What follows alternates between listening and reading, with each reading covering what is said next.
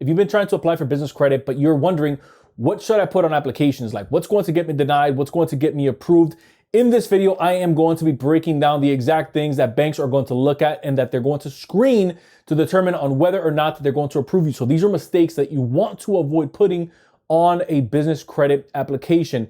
Now, this data that I'm about to give you comes from hundreds of clients that we've serviced, from getting their first round of funding, 25K, 35K, all the way upwards to right around $500,000. And so I try to find the common thread on what everyone was doing that was causing a denial. And I went ahead and pieced it together in the video that you're seeing right now. So let's jump right into the first point, and that's this. The first thing that you want to avoid doing is putting the inaccurate amount of revenue inside of the business credit application.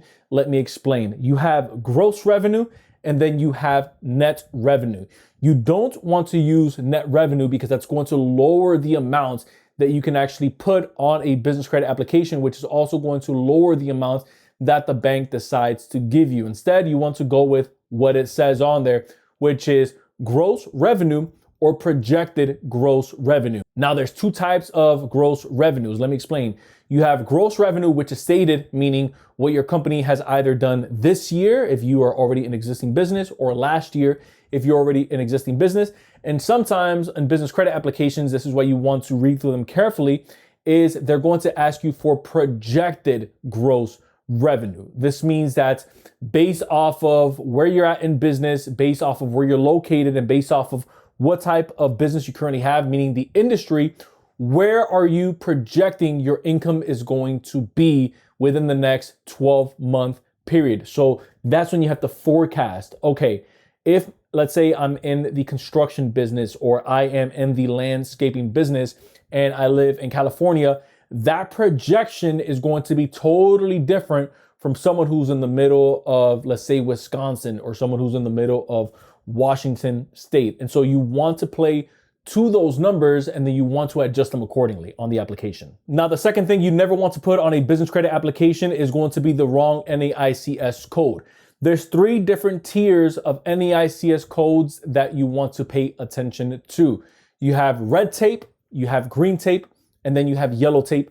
Let's break each of those down. Red tape NAICS codes are restricted industries. These are industries that banks just flat out won't touch. And by the way, most instances, if an industry is red tape in one bank, it's most likely going to be red tape in another bank. Often these are gun and ammo type of stores. These are pawn shops. These are liquor shops. And so if you're in any of those type of industries, that's usually red tape, meaning you're seen as not just high risk, you're seen as completely restricted, meaning they're not going to lend to you. The second type of risk that you see with the NAICS codes, also known as NAICS codes, these are going to be high risk. Now, again, this is yellow tape, which means even though it's high risk, it's not fully off limits. It just means that they're going to proceed with caution, kind of like the color yellow, which is why they have it. It's yield, proceed with caution, move slowly. This is when banks are maybe going to require a full doc from you, where they're maybe going to want to see financials. If you're in this type of industry, they're going to want to see maybe that you have an established bank account with them. They're going to want to see a bit more age on the entity. They may even want to see maybe bank statement to see how cash flow friendly your business is. And then lastly, you have what's known as green tape or low risk industry. And just like the color gold means, hey, we're good to go. These are super friendly to lend to, at least into the eyes of the banks, to the eyes of the lenders. With these low risk industries, this is usually consulting. These are usually barbers. These are usually manufacturing companies. And again, it's going to depend on the bank that you're working with. But in most instances, those couple of industries that I just finished nodding off are ones that we see continually get funding based off of them being low risk. The third thing you want to pay attention to is the wrong income. Now, don't confuse the income with the revenue, which we just stated in the first point. Revenue has to do with the business income, has to do with your personal income. Now, in certain applications, banks allow you to put your income. Now, you don't want to oversell this and you don't want to undersell this. Here's what this means.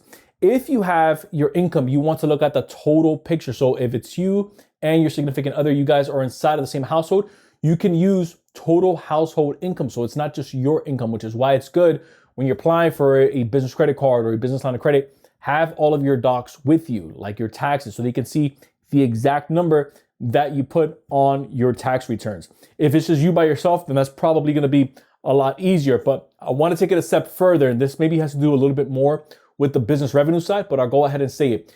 If you took any depreciation from your business, you can re-add that depreciation inside of the revenue for your business and add that toward the total of the revenue that your business generated. Just a pro tip that I wanted to give you that I didn't include earlier. But going back to the income, you don't want to leave money on the table. So if combined, you and a spouse are at 150K, it wouldn't serve you to just put 75K for yourself. So you don't want to oversell it, right? Double that number if it's not true. And then you don't want to undersell it and leave that money off from the application. Number 4, and this is a big one, and I want to slow this part down because this could get dangerous if you're not careful, is swapping out your EIN for your social security number or vice versa. Specifically on the application, you want to pay attention to where it says your social security or the social security number for all the owners inside of the business. And you also want to pay attention to the EIN. Now, the social security number, this is going to be your number if you are more than a 25% owner inside of the business. If you're anything less than that, then you're not able to apply for business credit on behalf of the business. You have to find a majority stake owner. Now, for the EIN, this is the employer identification number. Think of this as the social security number before the business. And so that is going to follow the EIN. So the EIN is what you're always going to use when you're applying for a trade line, when you're applying for a fleet card. The EIN is what you get for free by visiting irs.gov. We have videos already set up on that, so I won't spend too much time on that. And then the EIN is what you're going to use to open up things like business bank accounts. So you want to keep these things separate because you're building out your personal credit based off of your social security number, and then you're building out your business credit based off of your EIN. Number 5 is your DUNS number versus your EIN. Now, it's going to be similar to what we just finished breaking down, which is don't confuse your social security number and don't put your social security where your EIN goes and vice versa. But in this case, the DUNS number is the number that you're going to get from Dun & Bradstreet, which is the biggest business credit bureau. Now, this number is different from your EIN because remember, your EIN is your employer identification number that you get from the IRS. Your DUNS number is what you get from Dun & Bradstreet. This allows you to open up vendor accounts. This allows you to open up trade accounts and then start building out your Paydex score for it. The Paydex score goes from 1 to 100. You want to get that score above a 75 as fast as possible. You can usually achieve that within 3 to 6 months of being diligent and knowing the exact accounts to add. Typically, you want to aim for 5 to 7 accounts to start building up that score. But this is important because similar to your EIN, you use your EIN and your DUNS number to apply for trade accounts. But when you're applying on a business credit card application, you do not, I repeat, you do not put your DUNS number where your EIN goes. Number 6 is improper asset setups in order for you to get access to funding. We had a client inside of our program and they have 2 businesses. The first business that they have was their trucking business, which is their bread and butter. They have, at the time they had 5 trucks. They have more than that now. At the time they had 5 trucks. They had a second business, which is their makeup business. So they wanted to, it was a husband and wife, and they wanted to launch a second business where they have makeup, where they would pretty much go on tour. They would do makeup for women. They would do courses, and they would do kind of like wedding and venues. And so they wanted to build that out, but they needed funding for it. So their idea was, hey, what if we used one of our trucks to secure as collateral or as an asset to fund the business over on the makeup side? And while on paper that may seem like it's a good idea, it's not. Let me explain. Whenever you have an asset that's under a business and it's on the asset column within the business's structure, you want to try to keep it just for that business. And so if he was just trying to get collateral to then refund his trucking business, that's fine. Banks do that all day. The part that gets a little bit messy is when you try to use that asset to secure funding for another business, at least in this case, right? Especially more of a startup. What ends up happening is banks say, okay, wait a minute. If this business goes under, we place a UCC filing on top of that truck. How can we collect on it if that asset is under the trucking industry or under the trucking business when we were trying to fund the other business, which in this case was the makeup? So what you want to do is you want to keep it separate. Now, the flip side of that is if they wanted to transfer or they wanted to sell that asset to maybe their other business and then use that as collateral to maybe fund a project for that other business, you can totally do that. But in this case, banks just don't like to deal with that because it's a mess. So that's why you want to pay attention to how your assets are set up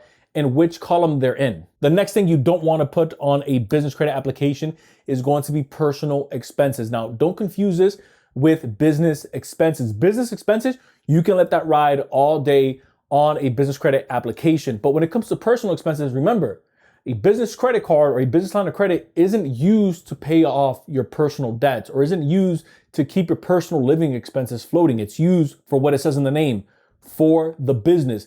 So you want to completely separate. Again, that's why I recommend having your books in order, your P&Ls, running through your profit and loss statements, maybe having an accountant or CPA, which I highly recommend. Look through your books and separate. These are personal expenses. These are business expenses. Itemize each of those columns so that then you can have an actual hard number that you can put on an application. The last thing that you want to do is you think your business expenses are, let's say, 15K, and they're really 10K. The other 5K are coming from your basic living overhead. You don't want to put that on an application, and you especially don't want to use any of the funding that you get to keep yourself afloat, because banks are going to monitor your transactions. And so if they see, wait a minute, this isn't a business transaction, that's when you see people getting their limits cut down. And that's also when you see people getting their accounts closed out altogether. Algorithms are getting a lot smarter. And now last but not least is you want to know your exact business address. Is it a registered agent? Is it a brick and mortar? Or is it a virtual office address? All of this plays a role, because the same way that if you look up your documents right now on your Department of State's website, you'll see that there's a principal address, you'll see that there's a mailing address, you'll see that there's maybe a business address, right? It depends of what state you live in. But the address that you want to use on business credit applications is where your business is located, not just where you're receiving mail. Because where your business is technically located and where your business is operating is what banks are going to use to approve you. Meaning, you need to be within their geographic footprint. So if you live in Georgia and your business is in Florida, you can't use a Georgia address. You have to use where your business is located, which is in Florida. So if you're applying for banks that are outside of maybe the Florida district or outside of the Florida territory, and they're only located in Florida, guess what? You can't use the Georgia address to apply for them. So you want to be clear on the address that you're using, which is why if you're using a registered agent address, hey, is this within the area that I'm applying for? Meaning, are banks actually in that area?